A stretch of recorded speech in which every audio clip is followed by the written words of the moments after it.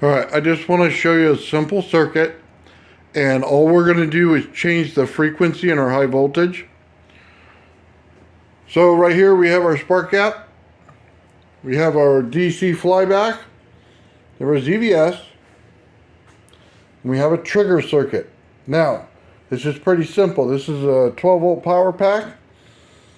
12 volts goes into here, positive and negative come out of here, go into the positive and negative here. That's simple. This right here has a high and low, so the high's on this side, the low's on this side, the middle's the ground. It'll show it on the back of this thing. These are cheapy $5 circuits for probably 3 of these. And all we do is have our function generator set up to positive and negative here. The cord goes around here to our function generator.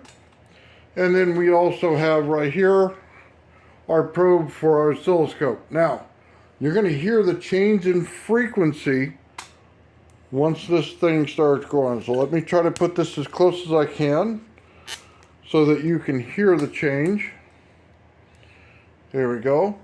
And all I'm going to do is I'm going to plug in my power pack. You hear it there.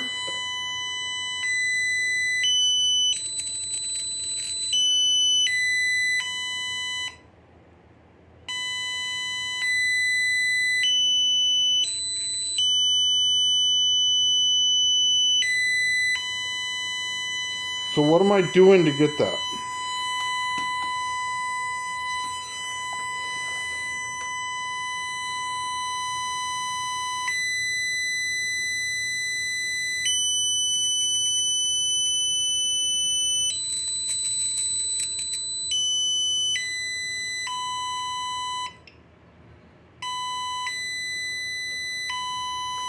Now I just have this set on DC pulse because again we're in a DC system here, so AC not probably needed.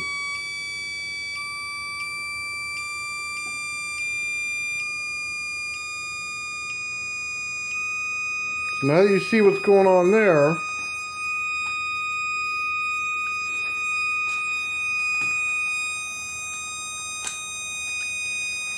let's do this again.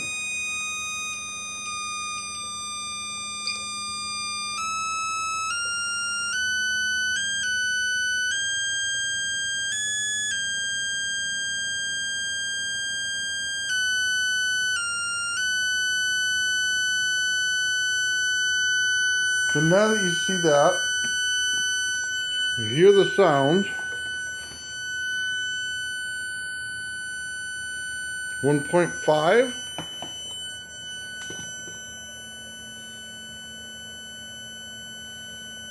And we're fluctuating a little bit. You see 1.4 and then it goes off and changes a little bit in the spikes. And that probably has to do with me standing next to it.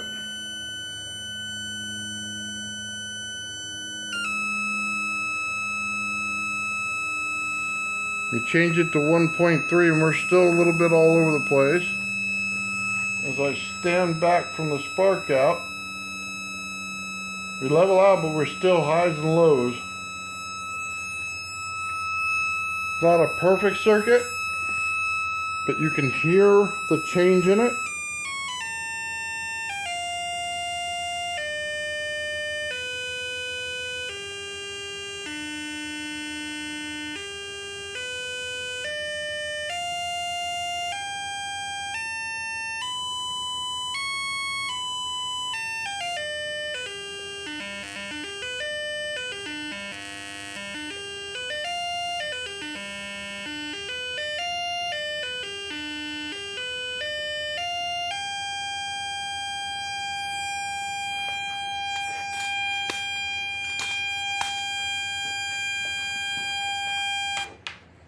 Now, let's go over the circuit one more time, just so everybody understands. The function generator